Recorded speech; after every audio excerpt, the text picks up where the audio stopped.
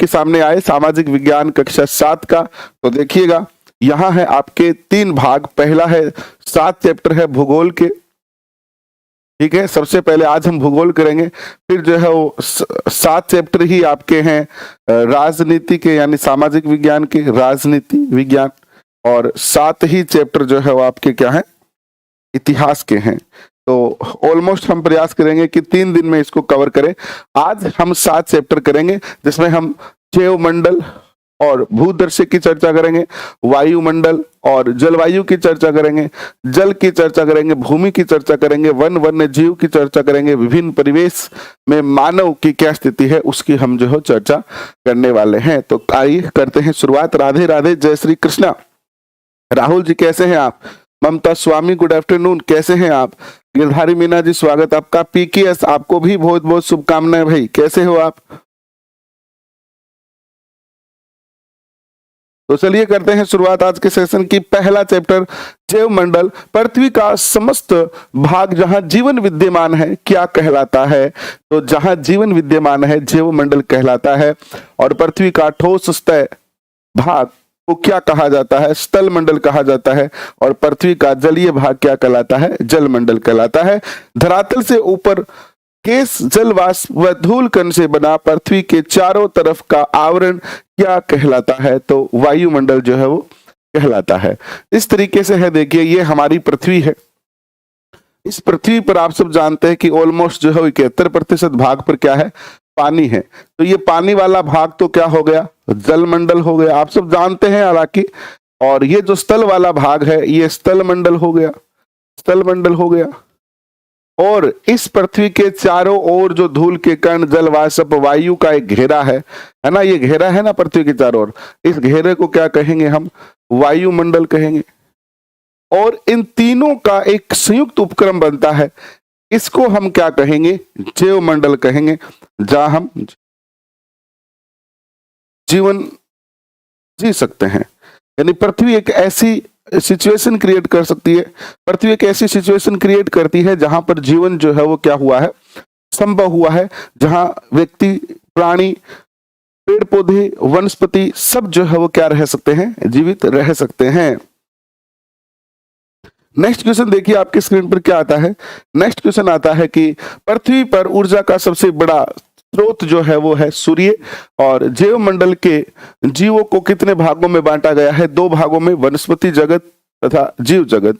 जैविक तथा अजैविक पर्यावरण के अंतर संबंध को क्या कहा जाता है? पारितंत्र कहा जाता है। और ऊर्जा एक जीव से दूसरे जीव में किस रूप में हस्तांतरित होती है? तो खाद्य श्रृंखला होती है। जैसे आपके खेत में अभी बहुत सारा सा घास उगा हुआ है, घास उगा हुआ है ना आपके खेत में, इस तरीके के घास उगे हुए हैं अपने खेतों के अंदर, है ना, छोटी छोटी जो है झाड़ियां उगी हुई है इस प्रकार की। इनको कौन खाता है? मान लीजिए कि इनको खाता है हिरण। हिरण ने इनको खाया। किसने खाया इसको? हिरण ने खाया। हिरण को जो है वो कौन खा जाता है? भेड़िया, जो जंगली भेड़िया होता है ना, भेड़िया खा जाता है हिरण को। और इस भेड़िए को कौन खा जाता है? शेर खा जाता है। और ये शेर जो है वो अंत में क्या हो जाएगा? मृत्यु हो जाएगी इसकी, कभी ना कभी तो मरेगा ये।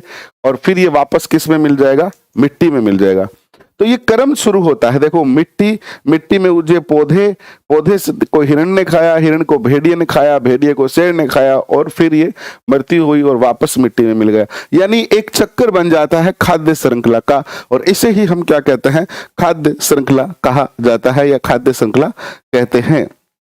ये बहुत अच्छी बात बताई आपने कि एक कड़ी से या एक स्तर से दूसरे स्तर में जो पोषण पहुंचता है, यानी प्रथम स्तर खाद्य श्रृंखला का प्रथम स्तर, ये क्वेश्चन पूछा जाता है। इसने मान लो जो भी ऊर्जा, इसके पास 100% ऊर्जा है, तो 90% ऊर्जा का ये क्या कर लेगा? 90% ऊर्जा का ये यूज कर लेगा। और जो द्वितीय स्तर है खाद्य श्रृंखला का, उस तक कितनी ऊर्जा पहुंच पाएगी? 10%।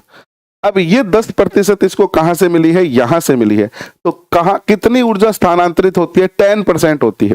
और इसकी 10% फिर आगे जाएगी। तो इस तरीके से एक स्तर से दूसरे स्तर तक खाद्य श्रृंखला में ऊर्जा का स्थानांतरण कितना होता है? तो 10% का ही होता है। बाकी 90% जो ऊर्जा है वो यूज कर ली जाती है उस स्तर के द्वारा। ठीक है, नेक्स्ट क्वेश्चन देखिए आपके स्क्रीन पर आता है, यह है कि वे स्थान जो समुद्र तल से 600 मीटर से अधिक ऊंचे हो तथा एक श्रृंखला के रूप में हो, क्या कहलाते हैं? पर्वत कहलाते हैं। पहली बात याद रखना कि मिनिमम 600 मीटर ऊंचे होने चाहिए, तभी पर्वत कहलाएंगे। मोनाकी पर्वत कहाँ पर स्थित है? प्रशांत महासागर में स्थित है, जो 10,205 मीटर ऊंचा है। और पर्वतों के जिस तरफ वर्षा होती है उसे कहा जाता है? पवनमुखी कहा जाता है। जैसे ये पवन, ये क्या है? ये पहाड़ है, ठीक है। इन पहाड़ की दो साइड है, एक तो ये फ्रंट वाली साइड है और एक बैक वाली साइड है। तो जिस तरफ वर्षा होती है वो क्या कहलाता है? पवनमुखी कहलाता है। हिमालय में कौन सी जनजातियां निवास करती है? तो गधी, भकरवाल और भोटिया नामक जनजातियां निवास करती है। प्राकृतिक रूप से एक धारा के रूप में बहने वाला जल क्या कहलाता है? ये नदी कहलाता है। और केवल वर्षा ऋतु में बहने वाली नदी क्या कहलाती है? मौसमी नदी कहलाती है। जो वर्षा ऋतु में बहेगी उसे हम मौसमी नदी कहेंगे, क्योंकि एक विशेष मौसम में ही यह बहती है। नेक्स्ट क्वेश्चन देखिएगा, स्थल का वह भाग जहां मुख्य नदी व उसकी सहायक नदियां बहती है क्या कहलाती है? बेसिन कहलाता है ना? बेसिन है ना, नदी बेसिन जिसे कहते हैं हम। समुद्र के किनारे का स्थल क्या कहलाता है? जो समुद्र होता है, जैसे मान लीजिए ये हमारा भारत है और इस भारत के यहां से लेकर जो है इस पूरे भाग में क्या है? समुद्र ही तो है इस पूरे भाग में, है ना। तो इसको हम क्या कहेंगे? इस भाग को हम तट भाग कहेंगे। ये जो भाग है ना पृथ्वी का, इस भाग को क्या कहेंगे हम? अब इस भाग को हम कहेंगे तट कहेंगे, है ना, समुद्री तट। नेक्स्ट देखिए, एक ऐसा स्थलीय भाग जो चारों ओर से जल से घिरा हुआ है क्या कहलाता है? द्वीप कहलाता है। जैसे श्रीलंका क्या है? चारों तरफ से पानी से घिरा है। दुनिया का सबसे बड़ा द्वीप कौन सा है? मांजुली द्वीप है असम के अंदर। ऐसा स्थान जो तीन ओर से पानी से घिरा हुआ हो क्या कहलाता है? प्रायद्वीप कहलाता है। भारत क्या है? एक प्रायद्वीप है। दूसरा चैप्टर आता है वायुमंडल और जलवायु। किस गैस के उपयोग पौधे अपने भोजन बनाने में करते हैं? किस गैस का उपयोग पौधे अपने भोजन बनाने में करते हैं? तो कार्बन डाइऑक्साइड का। किस गैस की मात्रा में वृद्धि होने से पृथ्वी का तापमान तेजी से बढ़ रहा है? Carbon dioxide. पृथ्वी के तापमान में हो रही वृद्धि में कौन सी समस्या उत्पन्न हो गई है? भूमंडलीय तपन या ग्लोबल वार्मिंग की जो है वो समस्या हो गई। अब की बार अगर आप वर्ल्ड की न्यूज देखते हो तो उसमें दिखाया गया है कि विश्व के अनेकों देशों में जहां पर बहुत ज्यादा सर्दी हुआ करती थी, इस बार वहां पर बहुत ज्यादा गर्मी हुई है। और जो हमारा ग्लेशियर है वो ग्लेशियर बहुत जल्दी से पिघल रहे हैं, यानी पृथ्वी के ऊपर तापमान जो है ना बहुत तेजी से बढ़ रहा है। और जितना जल्दी तापमान बढ़ेगा उतना ज्यादा क्या होगा? ग्लेशियर पिघलेंगे। और वैज्ञानिकों की, भूवेताओं की ये सबसे बड़ी चिंता का विषय बना हुआ है कि इसी प्रकार अगर ग्लेशियर पिघलते रहे तो एक समय ऐसा आ जाएगा कि पृथ्वी जो है वो जलमग्न हो जाएगी। यानी समुद्र तल बढ़ेगा, समुद्र का स्तर बढ़ेगा, सागर महासागर में पानी बढ़ेगा तो पानी ऊपर आएगा तो जो बहुत नीचे वाले स्थान है वो डूब जाएंगे। ऐसी इनको जो है चिंता हो रही है। बहुत ही कम बच्चे, आज तो 23 बच्चे हैं। वाह क्या बात है ना, बहुत अच्छा है। नेक्स्ट क्वेश्चन देखिएगा, वायुमंडल में विद्यमान गैसीय जल क्या कहलाता है? जल वाष्प। और क्षोभ मंडल में पाई जाने वाली जल वाष्प अन्य किस नाम से जानी जाती है? आर्द्रता। धूल कणों का ऐसा क्या होता है?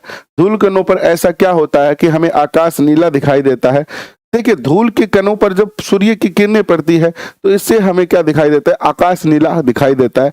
जनरली आकाश है ही नहीं, कोई आकाश नाम की कोई चीज ही नहीं है ना। हम देखते हैं ऊपर तो हमें ऊपर दिखाई देता है नीला नीला आकाश, नीला आकाश नहीं है। एक्चुअली आप अंतरिक्ष में जब देखते हो तो वहां पर ओनली ब्लैक है, ब्लैक कुछ नहीं है, असीमित है ये। लेकिन चूंकि धूल के कण बहुत ज्यादा है, उसमें वाष्प भी है और उन पे जब सूर्य की किरणें पड़ती है और नीचे से रिफ्लेक्शन आता है पानी का, तो उससे क्या होता है? वो हमें नीला दिखाई देता है। नेक्स्ट क्वेश्चन, धूल के कणों की कौन सी क्रिया के कारण हमें सूर्योदय और सूर्यास्त के समय लालिमा दिखाई देती है। धूल के कण के संघनन के कारण हमें लालिमा दिखाई देती है। नेक्स्ट देखिएगा, तापमान के आधार पर वायुमंडल को कितने भागों में विभाजित किया गया है? 5 भागों में। और क्षोभ मंडल की औसत ऊंचाई कितनी है? 13 किलोमीटर, न्यूनतम 8 किलोमीटर, अधिकतम 18 किलोमीटर। क्षोभ मंडल की ऊपरी सीमा किस नाम से जानी जाती है? क्षोभ सीमा अथवा शांत मंडल कहते हैं इसको। एंड वातावरणीय घटनाएं जैसे बादल बनना, वर्षा होना, तूफान आना आदि कौन से मंडल में होते हैं? तो ये क्षोभ मंडल में ही होते हैं। समताप मंडल वायुमंडल की किस ऊंचाई तक है? तो 50 किलोमीटर तक। ओजोन गैस किस मंडल में पाई जाती है? समताप मंडल में। वायुमंडल किस परत में वायुयान किस परत में उड़ते हैं? तो समताप मंडल में। ओजोन परत किसका अवशोषण कर लेती है? तो पराबैंगनी किरणों का। अंतरिक्ष से आने वाली उल्का पिंड किस परत में नष्ट हो जाती है? मध्य मंडल में। और मध्य मंडल किस ऊंचाई पर पाया जाता है? 80 किलोमीटर तक की ऊंचाई पर। और पृथ्वी से प्रसारित होने वाले रेडियो संचार तरंग कहां से परावर्तित होकर वापस पृथ्वी पर लौटती है? तो आयन मंडल से। और आयन मंडल का क्षेत्र कौन सा है? 80 किलोमीटर से 400 किलोमीटर तक आयन मंडल फैला हुआ है। और वायुमंडल की सबसे ऊपरी परत है ब्रह्मंडल। ब्रह्मंडल में कौन सी गैस अधिक पाई जाती है? तो हाइड्रोजन प्लस हीलियम पाई जाती है। और किसी स्थान की अल्पकालीन पर्यावरणीय दशाएं क्या कहलाती है? तो ये मौसम कहलाती है। और किसी स्थान विशेष की मौसमी दशाओं के दीर्घकालीन औसत को क्या कहा जाता है? तो जलवायु कहा जाता है। और वायुमंडल के मुख्य तत्व कौन से हैं? तापमान, वर्षा, वायु दाब, आर्द्रता और पवनें। नेक्स्ट देखिएगा, भूमध्य रेखा से ध्रुवों की तरफ जाने से तापमान में क्या परिवर्तन होगा? कमी आएगी तापमान में। और ऊंचाई के साथ तापमान में क्या परिवर्तन आता है? कमी आती है। जैसे जैसे हम ध्रुवों की ओर जाएंगे तब भी टेम्परेचर कम होता जाएगा। और जैसे जैसे हम ऊंचाई पर जाएंगे वैसे वैसे ही क्या होगा? टेम्परेचर कम होता जाएगा। जैसे अगर हम अभी माउंट आबू चले जाएं तो वहां पर हमें थोड़ी थोड़ी ऐसे ठंड की फील होगी। अगर हम कश्मीर चले जाते हैं, हिमालय की तरफ चले जाते हैं, जितना ज्यादा समुद्र तल से हम ऊंचाई पर रहेंगे उतना ज्यादा क्या होगा? ठंडा फील होगा। जैसे कि आप देखते हो कि जो समुद्र तट के जो आसपास के क्षेत्र है, जैसे मुंबई, गोवा, वहां पर क्या है? मौसम क्या रहता है? जनरली सामान्य रहता है ना। सर्दी तो वहां कभी होती नहीं है, सर्दी कभी नहीं होती है वहां पर। मुंबई में सर्दी नहीं होती है। क्यों नहीं होती है? क्योंकि वो समुद्र तल के बराबर ही है। जितना ज्यादा हम समुद्र तल से ऊंचे रहेंगे तभी वहां पर क्या होगी? सर्दी जैसी हालत बनेंगे।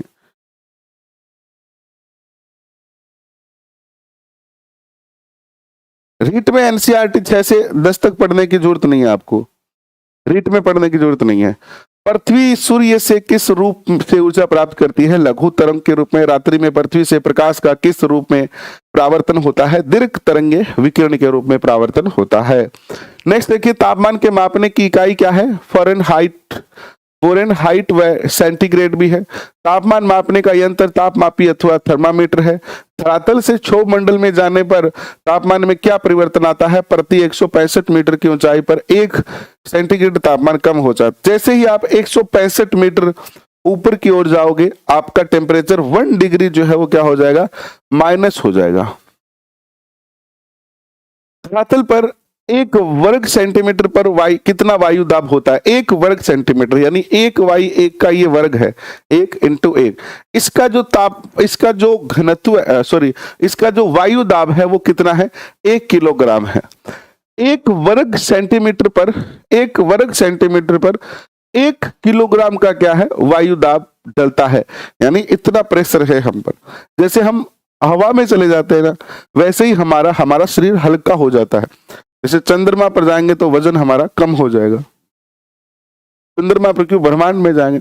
अंतरिक्ष में देखा होगा आपने, जहां ग्रेविटी से बाहर होते हैं तो अंतरिक्ष यात्री अंतरिक्ष में क्या होते हैं?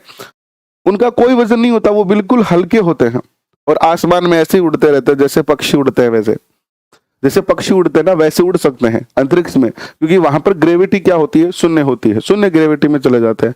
नेक्स्ट देखिएगा, सर्वाधिक वायु दाब कहाँ पाया जाता है? समुद्र तल पर। वायुमंडल में ऊपर जाने पर वायु दाब कम होता है। वायुमंडल को मापने की इकाई क्या कहलाती है? मिलीबार। वायु दाब को मापने की इकाई मिलीबार। और वायु दाब मापने का यंत्र कहलाता है बैरोमीटर या वायु दाब मापी कहलाता है। नेक्स्ट देखिएगा, वायु की दिशा बताने वाला यंत्र कहलाता है वायु दिग्सूचक या एनीमोमीटर कहलाता है। पर्वतों से आने वाली पवन क्या कहलाती है? पर्वतीय समीर। घाटी से आने वाली पवनें क्या कहलाती है? घाटी समीर। उच्च वायुदाब से निम्न वायुदाब की ओर बहने वाली वायु क्या कहलाती है? पवन कहलाती है। उच्च वायुदाब यहां पर बना हुआ है उच्च वायुदाब, ठीक है, ये उच्च वायुदाब वाला क्षेत्र है और यहां से निम्न वायुदाब की तरफ जो हवाएं बहेगी, अब यहां से जो हवाएं बह रही है, ये जो हवाएं बह रही है, इन्हें हम क्या कहेंगे? इन्हें हम कहेंगे पवन। पवन कहेंगे इनको, है ना। पवन कितने प्रकार की होती है? 3 प्रकार की होती है, स्थायी, मौसमी और स्थानीय। वर्ष भर लगभग एक ही दिशा में बहने वाली पवन जो है स्थायी पवन कहलाती है। स्थायी पवन कितने प्रकार की होती है? 3 प्रकार की, व्यापारिक पवनें, पछुआ पवनें और ध्रुवीय पवनें, ठीक है। वे पवन जो ऋतु अथवा मौसम के अनुसार अपनी दिशा परिवर्तित करती है क्या कहलाती है? मौसमी या सामयिक पवन कहलाती है। किसी छोटे क्षेत्र में वर्ष या दिन के विशेष समय में चलने वाली पवन क्या कहलाती है? स्थानीय पवन कहलाती है। और रोकी पर्वत के क्षेत्र में चलने वाली स्थानीय पवन किस नाम से जानी जाती है? चिनुक के नाम से जानी जाती है। अच्छा सा क्वेश्चन है, ये याद रख सकते हैं। और आप अभी क्लास 7th पढ़ रहे हैं, अभी आप क्लास 7th पढ़ रहे हैं और देखिए डाटा, देखिए आपका रीट का पेपर जो मुख्य परीक्षा का है, वो आप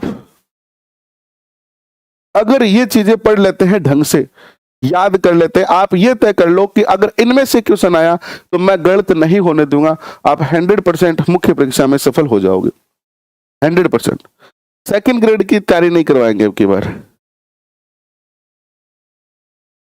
भवारी लाल जी, सॉरी, हमें कहते हुए बड़ा खेद हो रहा है क्योंकि हमारे पास समय कम है और सेकंड ग्रेड का सिलेबस बहुत ज्यादा है और मैं अकेला भी हूं, प्लस हमें रीट की भी क्लासें करनी है, तो इतना सारा जो है वो काम नहीं हो पाएगा। क्योंकि कोई काम करना एक अलग बात है और जिम्मेदारी के साथ करना एक अलग बात है। यानी हम वही सब्जेक्ट आपको करवाते हैं जिसमें हम सीना ठोक के कह सके कि यहां से जो पढ़ लिया अब कहीं से पढ़ने की जरूरत नहीं है, तब मजा आता है करने का। क्लासें करनी है, 10 क्लासें डेली करनी है बस, तो वो करने वाली बात हो जाएगी कि ठीक है अपने क्या क्लास करके छोड़ दी, पेपर में आए तो ठीक, ना आए तो ठीक, वैसा काम तो मैं कर नहीं पाऊंगा। मेरा टारगेट रहता है कि जितना चाहे एक दिन में 2 क्लासें कर ले, लेकिन जितना बच्चे हमारे साथ विश्वास के साथ जुड़े, उन बच्चों को फिर और कहीं भटकना ना पड़े, ये टारगेट लेके चलते हैं। इसीलिए हम 2 दिन पहले ही कह चुके हैं आपसे, जब से मुख्य परीक्षा का सिलेबस आया था उसी दिन हमने कह दिया था कि हम आपको सेकंड ग्रेड नहीं करवाएंगे। नेक्स्ट देखिएगा, यूरोप में चलने वाली स्थानीय पवन किस नाम से जानी जाती है? फहान या मिस्ट्रल के नाम से ये जो है जानी जाती है। वायुमंडल में उपस्थित भाप रूपी जल क्या कहलाता है? आर्द्रता। और वर्षा कितने प्रकार की होती है? 3 प्रकार की, सहवनीय वर्षा, पर्वतीय वर्षा और चक्रपातीय वर्षा, चक्रवातीय वर्षा। विश्व में औसत वार्षिक वर्षा कितनी होती है? 117 सेंटीमीटर। नेक्स्ट देखिए, विश्व में सर्वाधिक वर्षा वाला क्षेत्र कौन सा है? विषुवत रेखीय क्षेत्र, जहां औसत 200 सेंटीमीटर से अधिक बारिश जो है होती है। समुद्रों के तटीय क्षेत्रों में जलवायु कैसी रहती है? सम। निम्न वायुदाब का केंद्र जिसके चारों ओर बाहर की ओर जो है उच्च वायुदाब हो, वायुदाब को क्या कहते हैं? चक्रवात कहते हैं। उच्च वायुदाब का केंद्र जिसके चारों ओर बाहर की ओर निम्न वायुदाब हो, प्रति चक्रवात कहते हैं। चक्रवात और प्रति चक्रवात को समझ लेते हैं कि निम्न वायुदाब का केंद्र जिसके चारों ओर बाहर की ओर उच्च दाब हो, यह निम्न वायुदाब का केंद्र है और इसके चारों ओर क्या है? उच्च वायुदाब है। तो इसे हम क्या कहेंगे? इसे हम कहेंगे क्या? इसे हम कहेंगे चक्रवात, चक्रवात कहेंगे, ठीक है, ये चक्रवात है। दूसरी कंडीशन क्या है कि उच्च वायुदाब बाहर की ओर है, उच्च वायुदाब है बाहर की ओर और इस प्रकार का एक चक्रवात बनता है जहां, तो उसको हम क्या कहेंगे? उसको हम कहेंगे प्रति चक्रवात, प्रति चक्रवात। आपने आपके खेत में भंबूलिया आता हुआ देखा होगा, अक्सर भंबूलिया आता है, अगर आप खेत में रहते हो तो देखते होंगे। भंबूलिया क्या है? चक्रवात का एक उदाहरण है। इस तरीके से आता है भंबूलिया, आप देखना, नीचे से केंद्र होगा उसका और ऊपर चौड़ा होता जाएगा, वो इसे भंबूलिया कहते हैं। ये क्या है? चक्रवात का ही क्या है? उदाहरण है। नेक्स्ट क्वेश्चन देखिएगा,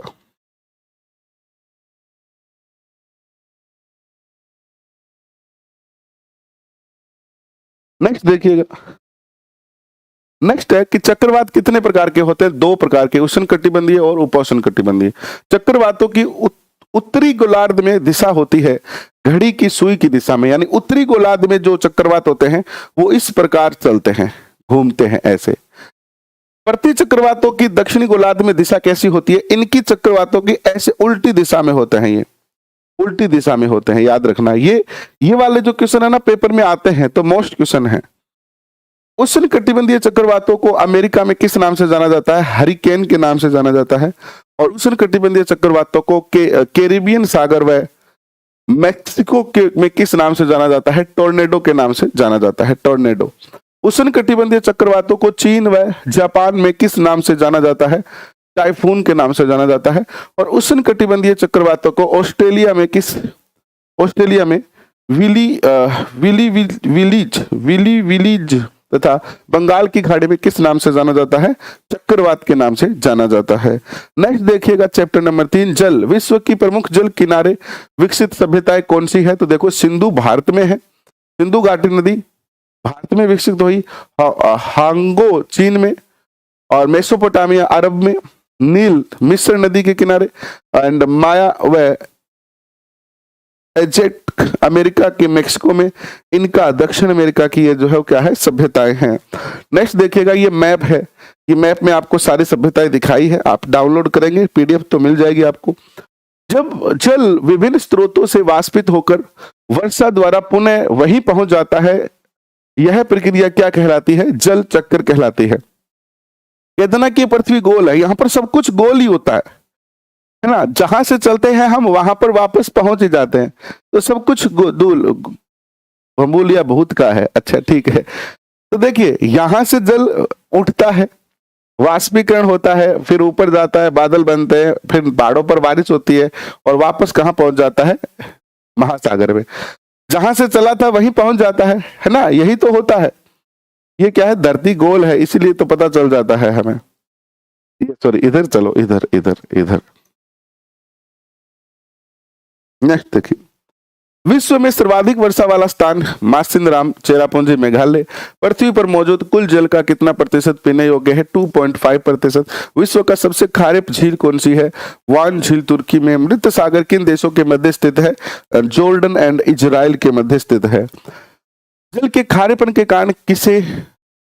खारेपन का कारण किसे माना जाता है? सोडियम क्लोराइड, मैग्नीशियम, कैल्शियम व अन्य लवणों को। अब देखिए नदी के किनारे स्थित कुछ नगर, महासागर के किनारे कुछ नगर और झील के किनारे कुछ नगर, इनको आप जब पीडीएफ डाउनलोड करो तो देख लेना, कई बार क्वेश्चन आ जाता है। जैसे दिल्ली यमुना नदी के किनारे है भारत में, इलाहाबाद गंगा यमुना नदी के किनारे है, लंदन थेम्स नदी के किनारे है, रोम टाइबर नदी के किनारे है, पेरिस सीन नदी के किनारे है, मुंबई हिंद महासागर के किनारे है, चेन्नई हिंद महासागर के, न्यूयॉर्क अटलांटिक के, बीजिंग प्रशांत के, सिंगापुर प्रशांत के। इस तरीके के क्वेश्चन है। जैसे श्रीनगर डल झील के किनारे है, पुष्कर झील के किनारे है, शिकागो मिशिगन के किनारे है, डुलुथ सुपीरियर नदी झील के किनारे है, और बफेलो इरी नामक झील के किनारे है। इस तरीके के क्वेश्चन कई बार अगर पूछे जाए तो आप पीछे ना रह जाओ, इसलिए आपको ये क्वेश्चन भी बता दिए गए हैं। आज बच्चे शायद कृष्ण जन्माष्टमी बनाने में बिजी हैं। मात्र 31 बच्चे हैं, केवल मात्र 31 बच्चे है ना। तो चलो कोई बात नहीं, लेकिन अब जितने हैं अच्छे हैं।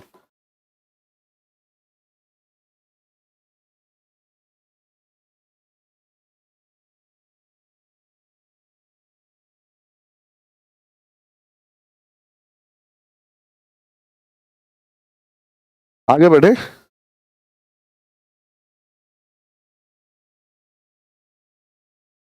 चलिए आगे बढ़े। नोट्स लिख रहे हैं, बहुत अच्छी बात है। जिन बच्चों ने नोट्स लिखे हैं उन्होंने रीट 2021 रीट 2022 बहुत अच्छे से क्लियर किए, बहुत अच्छे से क्लियर किए। इस कंटेंट को अगर आप सीरियस लेंगे, अगर आप आरबीएससी एनसीईआरटी पुस्तकों को सीरियस होकर पढ़ेंगे, आपको कोई ताकत नहीं है जो सफल होने से रोक दे।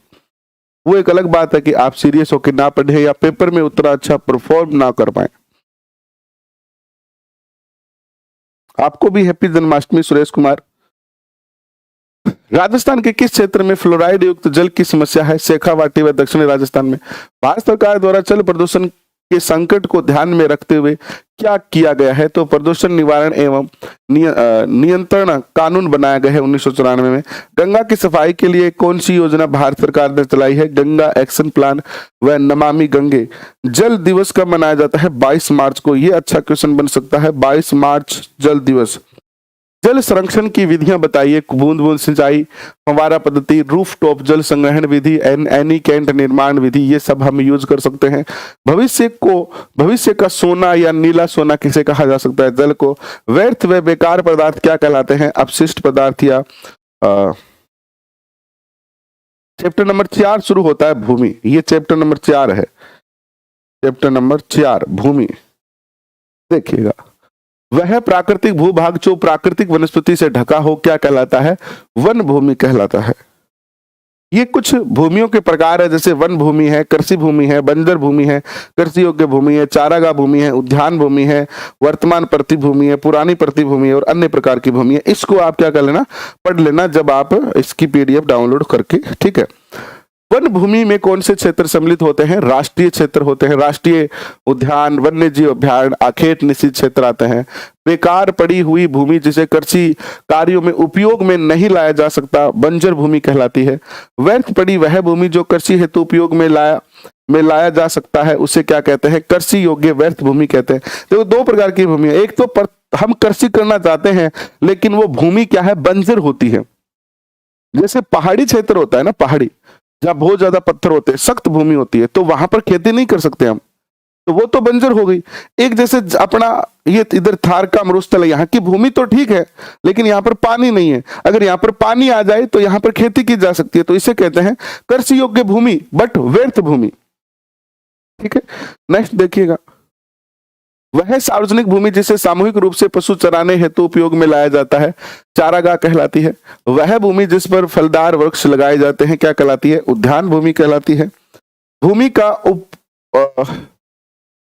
उपजाऊपन बढ़ाने के लिए गत 1-2 वर्षों में खाली छोड़ी गई भूमि क्या कहलाती है? वर्तमान प्रतिभूमि कहलाती है।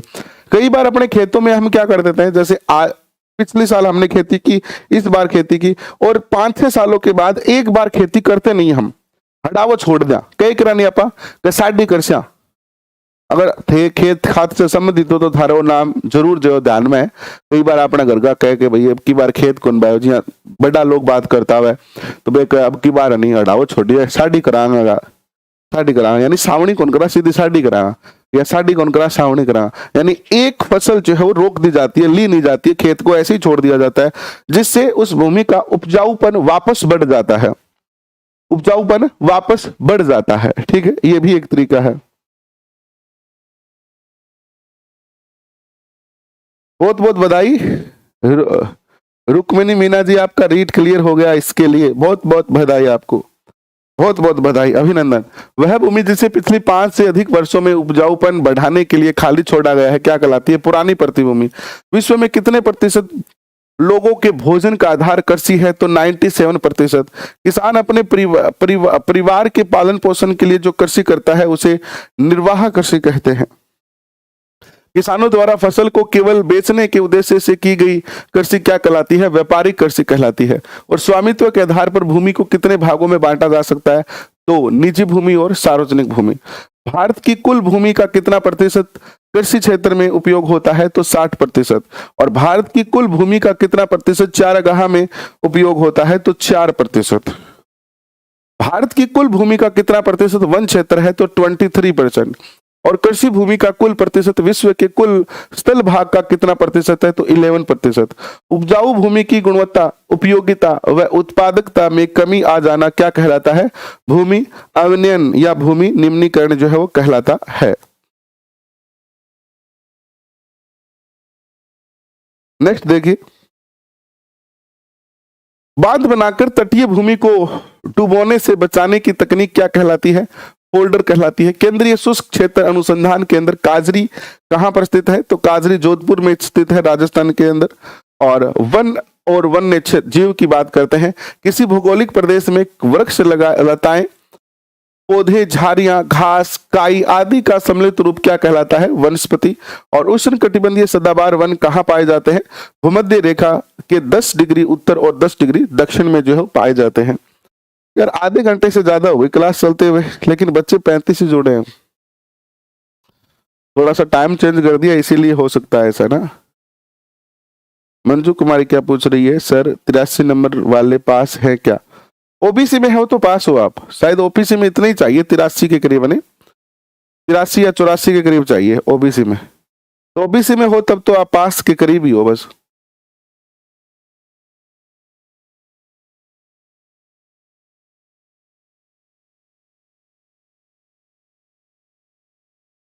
नेक्स्ट क्वेश्चन की ओर बढ़ते हैं। देखो, विश्व में सर्वाधिक जैव विविधता वाले वन क्या है, कहाँ है? सदाबहार वन है ये। नेक्स्ट देखिएगा, उष्ण कटिबंध सदाबहार वन में किस प्रकार के पेड़ पौधे पाए जाते हैं? कठोर लकड़ी वाले, जैसे रोजा वुड, ओमनुस व हेनोगनी। सेल्वा वन किस क्षेत्र में पाया जाता है? ब्राजील में। पृथ्वी के फेफड़े किन्हें कहा जाता है? ब्राजील के अमेजन वन को।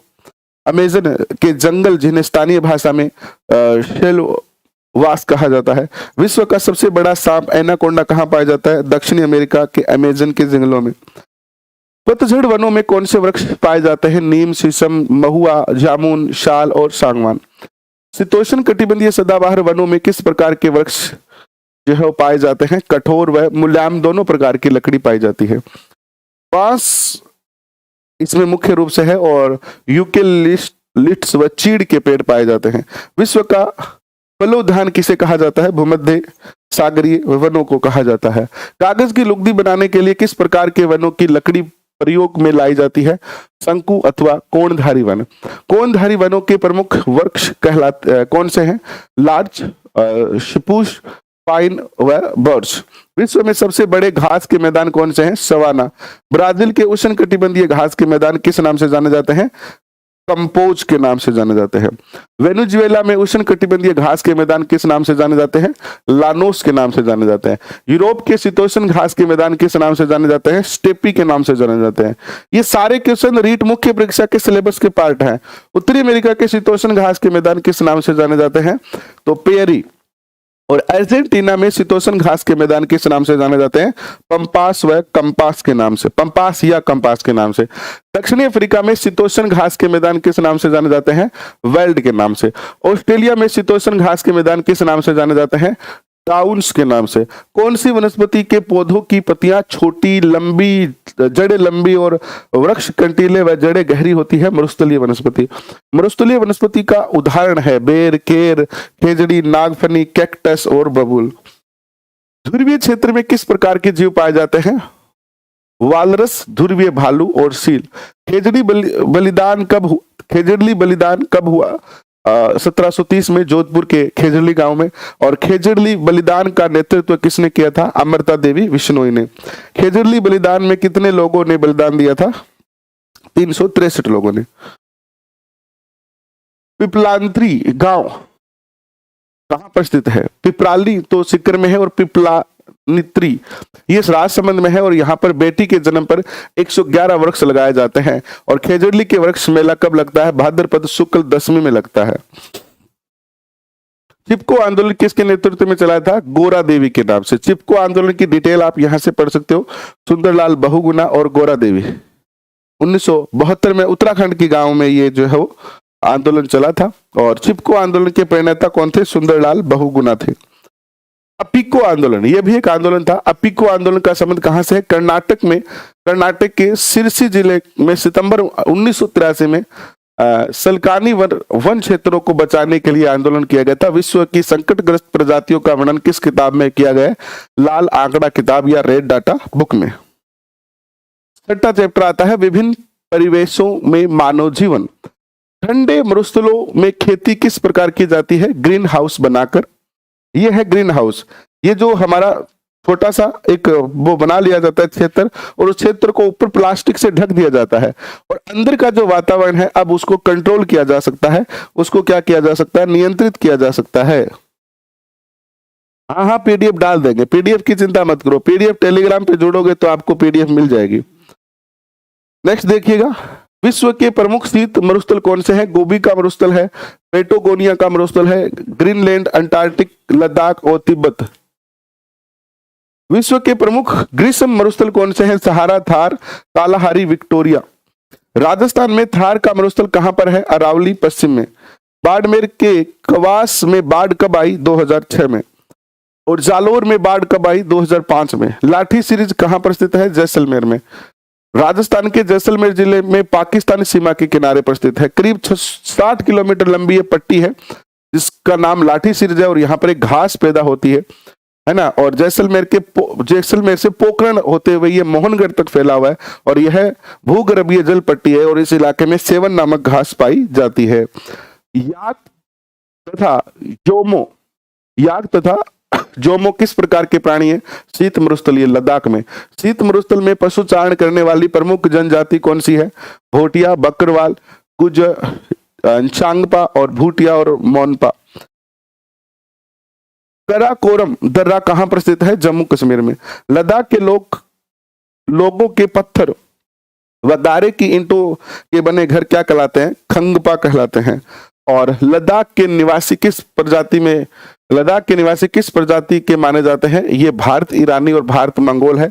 लद्दाख के निवासी खुद को गर्म रखने के लिए क्या पदार्थ पीते हैं? छंग पीते हैं ये। और दो पहाड़ों के बीच का तंग रास्ता क्या कहलाता है? दर्रा कहलाता है। और भारत का सबसे बड़ा उपजाऊ मैदान कौन सा है? गंगा का मैदान है। और हिमालय के किस क्षेत्र में नदियां भूमिगत हो जाती है? तो भावर। जिस क्षेत्र में नदियां भूमिगत हो जाती है उसे भावर कहते हैं।